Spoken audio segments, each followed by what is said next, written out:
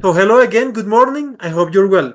Today, we continue the series of interviews with the writers of the aviNews International magazine. Today, we are with Dr. Bill Potter. How are you, Dr. Bill? Welcome to aviNews International. Hello, good day. Thank you for the invitation to discuss this with you today. Okay, thank you very much, Doctor. Before we get into the subject, could you quickly introduce yourself to our followers and tell us a little bit about your academic and professional experience? Yes, I am currently at the University of Arkansas here in the central USA. I am a poultry food safety and processing extension specialist. I joined the university in late 2024. This was after over 3 decades of working in the poultry industry in the USA, primarily in food safety and also in the biotech area as well. So, a little bit of a fresh new perspective for me in my new role at the university. So, Doctor, now I would like to talk about your article Salmonella Initiatives in the US poultry industry during 2024. This article will be published in the March 2025 issue of aviNews International magazine. So, you opened your article saying that the poultry industry in the United States has done a tremendous job over the past 2 decades in reducing salmonella prevalence on poultry carcasses and products at processing plants. We would like to ask you how did they do that job? Yes. Well, in my article, I talk primarily about the activities of 2024, Yes. but these activities have been going on for many years and just growing in intensity over the last several years. But it's been a variety of activities, mainly beginning with cross-functional teams that have really taken a deeper dive at pre-harvest and in processing, not only at their data, but interventions and looking at them closer. A lot of this has been leading to companies developing new and more intensified salmonella monitoring plans and record-keeping plans. Um, this is typically had them then take a look at how they're doing their testing. This has moved a lot toward quantitative testing in combination with some serotypes and some new technologies, which I'll talk about later. And I think just a lot of detail and diligence in making sure that pre-harvest programs such as vaccination are being followed correctly, they're being modified correctly, and then Yes. processing plants have done a tremendous job of looking at the small details of the plants. I'm talking about machine efficiency and machine accuracy at all the different evisceration steps and chilling steps and further processing steps, as well as optimization of antimicrobials. So these are all working together collectively. I talk about these throughout the article, but it's been ongoing for a number of years. And what you've seen is the salmonella incidence rates go down tremendously as published by USDA in the United States. At the same time, while these are going down in the processing plants, the per capita consumption of chicken, for example, has been increasing. Yes. So it's been a very favorable and commendable trend in the USA. Okay, great. Now we would like to talk about the list of 10 significant themes related to salmonella in poultry that have received a lot of attention in recent years. The first topic is Salmonella Framework Proposal Regulation. What can you tell us about it?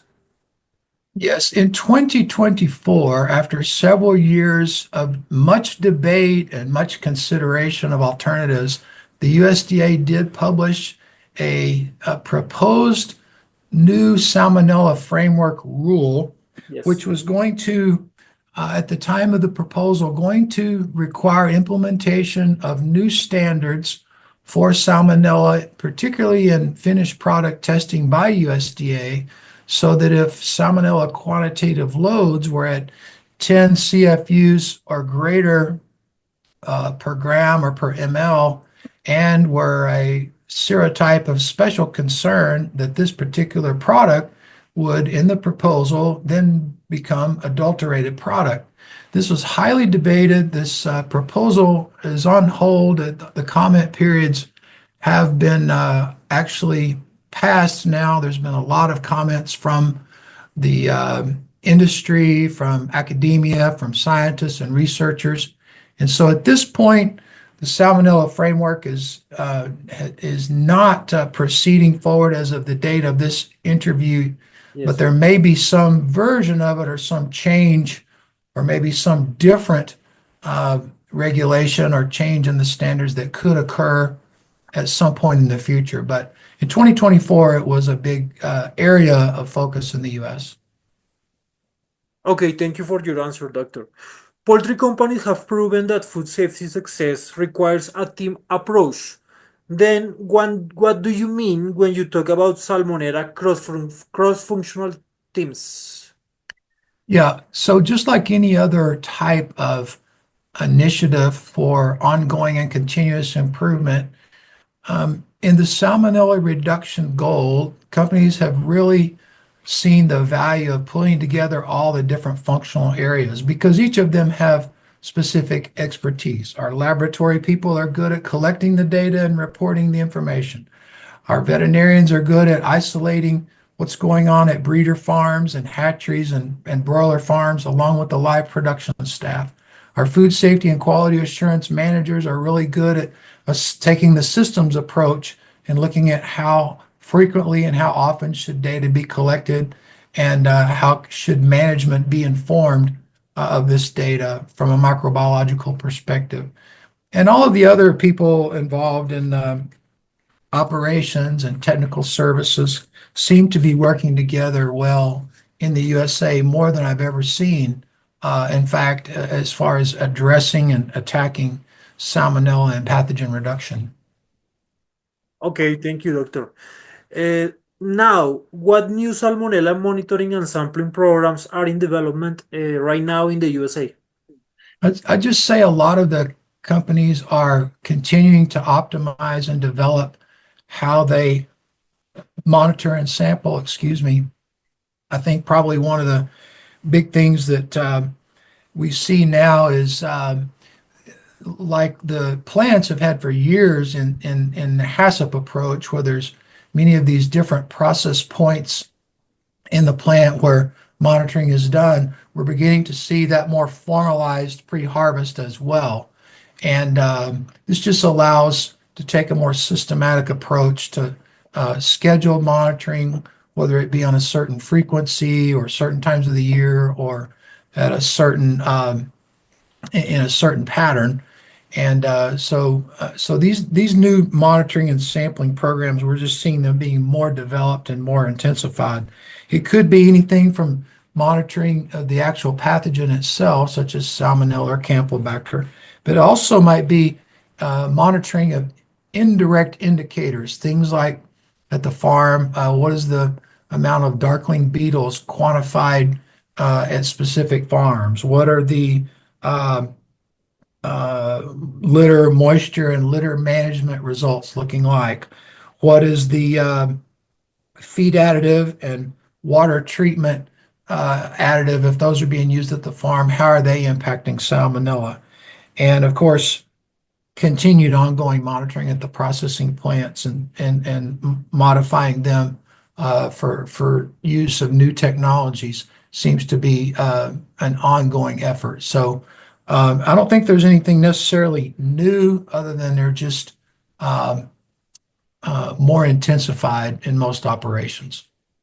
Okay, okay, thank you for that explanation. On the other hand, I read on your article that traditionally the simplest method of qualitative presence absence testing for Salmonella have been preferred. But you said that value of quantitative Salmonella lab testing is gaining strength. Why is this happening? Very good question. Quantitative testing has become more and more used in the USA because the lab testing technologies are now more available. They're simpler. They can actually be set up right in a processing plant or in a lab close by. And so the value of quantitative testing is being realized not only in the processing plants but pre-harvest as well.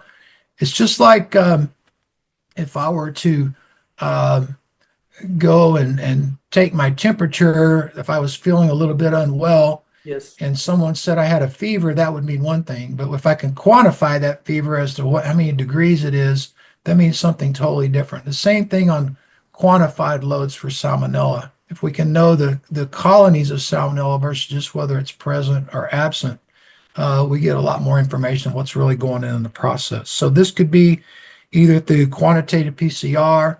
Some people still like to use the traditional methods called most probable number methods. And I know biotech companies or lab technology companies are continuing to try to develop new and more rapid methods all the time for quantitative loads. Okay, doctor. Tell us a little bit about the subject Salmonella serotype profiles. Well, in addition to quantitative sampling and quantitative analysis, there's still great value in understanding the serotype profiles. Traditionally, these are done through methods such as antigen agglutination or Yes.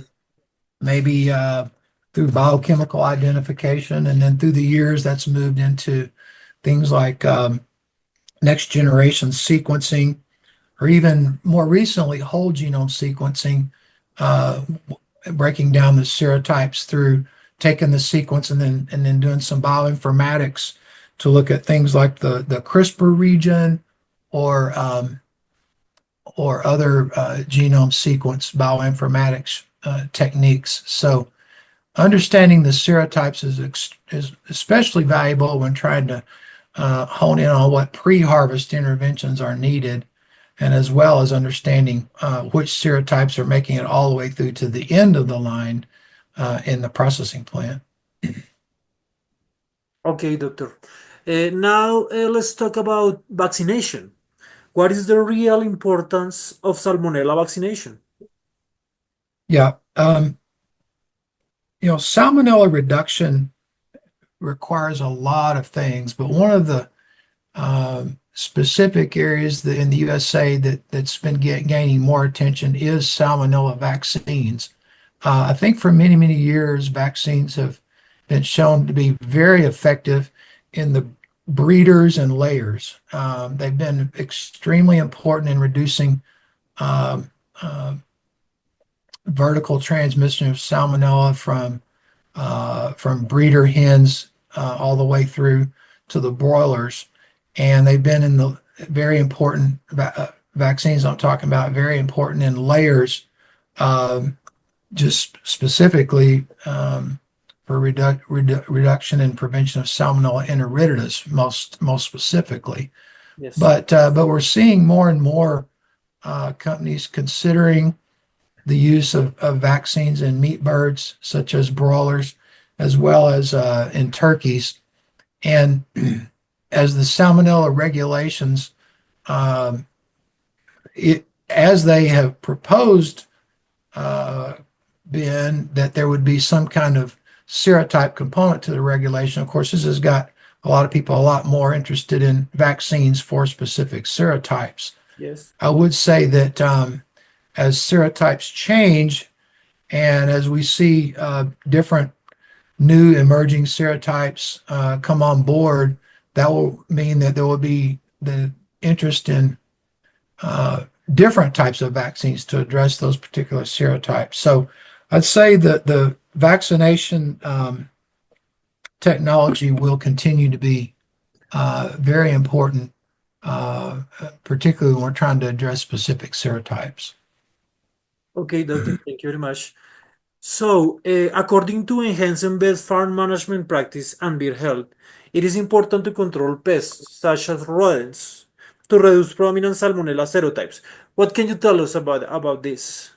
Yeah, I mean, I would say that all of those factors at the farm that can influence salmonella, such as rodents, such as the darkling beetles I mentioned Yes. earlier, such as Yes. the pests of Eimeria, the protozoa coccidia. Yes. All of those are getting even more attention, I believe, now than ever in the USA. We know that all these can have a factor on carriage of salmonella or in damaging gut health in the case of Eimeria. which then in turn causes salmonella to proliferate more in the gut. So these are some of those areas continuing to get emphasized more and more in the USA. And I give a lot of credit, particularly to our live production operations folks, as well as our poultry veterinarians for continued intensity in managing those. Okay, doctor, and rodents are the most important pests, or what do you think? Well, it's I guess I'd say that, it depends. I mean, I don't know if rodents or darkling beetles are more influential on salmonella carriage in poultry farms. I know that in layers, there's been some studies internationally that have shown that, particularly Infantis, for example, is one that has been shown to be carried through in rodents into laying houses. But I'd say they're all important.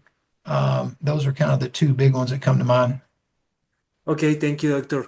In USA poultry plants, many variation and combination of designs have led to facilities having to be creative in how antimicrobials are used to reduce pathogens. So, what is processing plant antimicrobial optimization?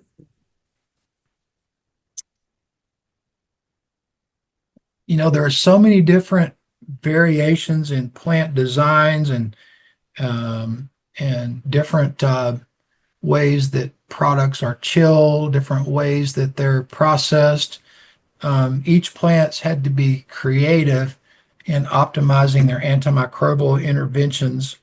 It's obviously a combination of dips and sprays and brushes and rinses and those types of things. Mhm. But I'd say the trend that I've been impressed with is the automation of the control of those, Yes. um, such as uh, data being collected ongoing either by the machine or by periodic checks by operators in the plants, and this data being uploaded machine by machine by machine with triggers and warnings going to management if any of these get out of sync or if they're not operating to their optimization for sanitary dressing.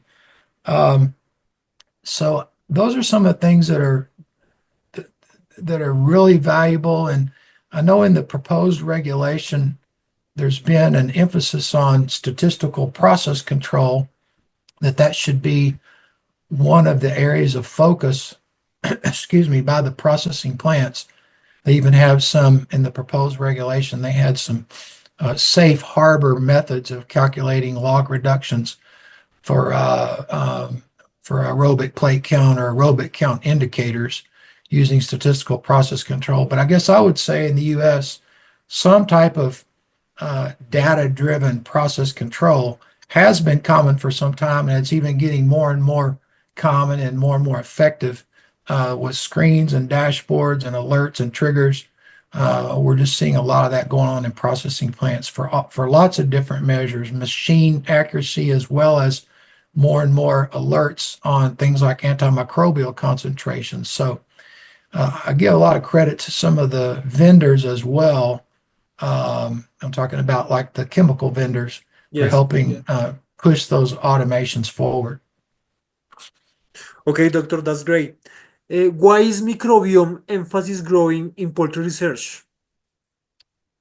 Um, the microbiome Yes. is really an interesting new area.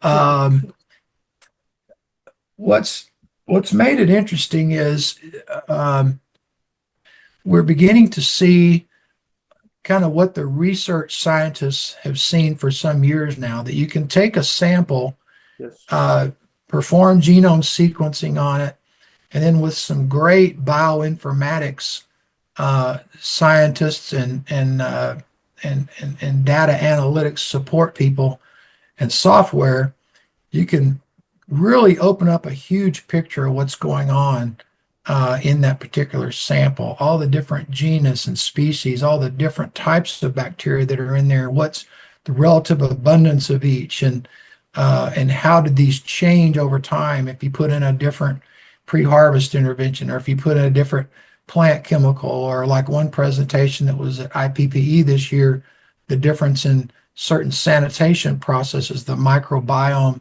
uh, um, picture Yes. before and after these sanitation processes. So I think we're still trying to understand how is the industry going to use more of that technology for its benefit. Certainly, artificial intelligence will begin to play more and more of a factor in that, and understanding these uh, great, huge data sets you get from microbiome testing.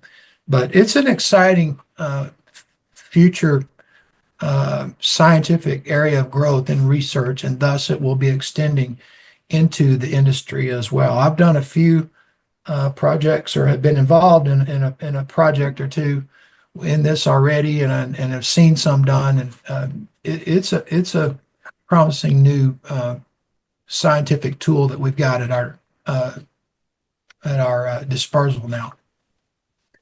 Okay, doctor. And finally, there is a growing trend in the USA for scientists to consider all facets of One Health. Is the poultry industry implementing this system right now? The One Health approach is sort of a buzzword that is new in the USA, with the idea that whenever we make a decision for,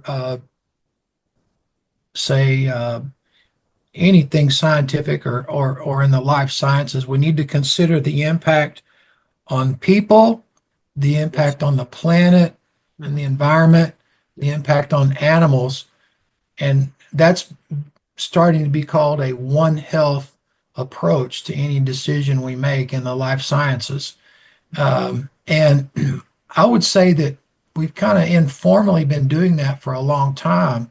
I Yes. give a lot of credit to our industry colleagues for informally doing that. In other words, when they try to decide whether or not to use some uh, chemical intervention, there's always the the curiosity: how does that influence wastewater or the environment? Or, if I do something at the farm, how is this going to influence both the environment at the farm, as well as the birds, as well as the people that are involved in administering some intervention?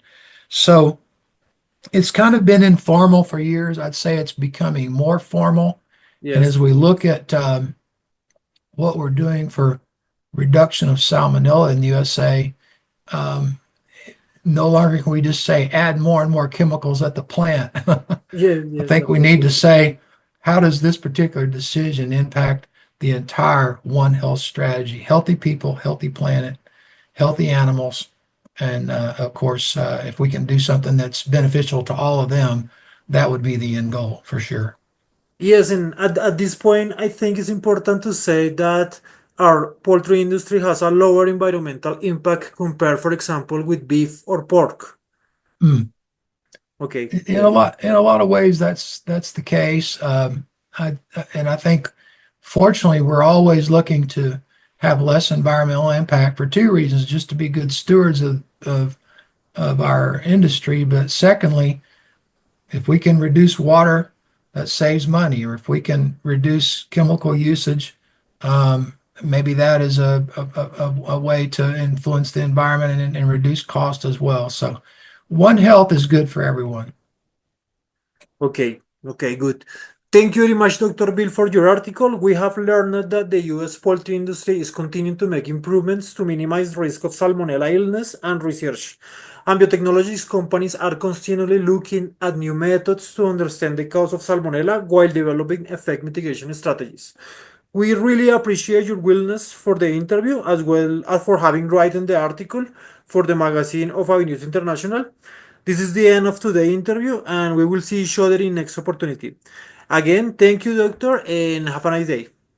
Thank you very much. I enjoyed our discussion.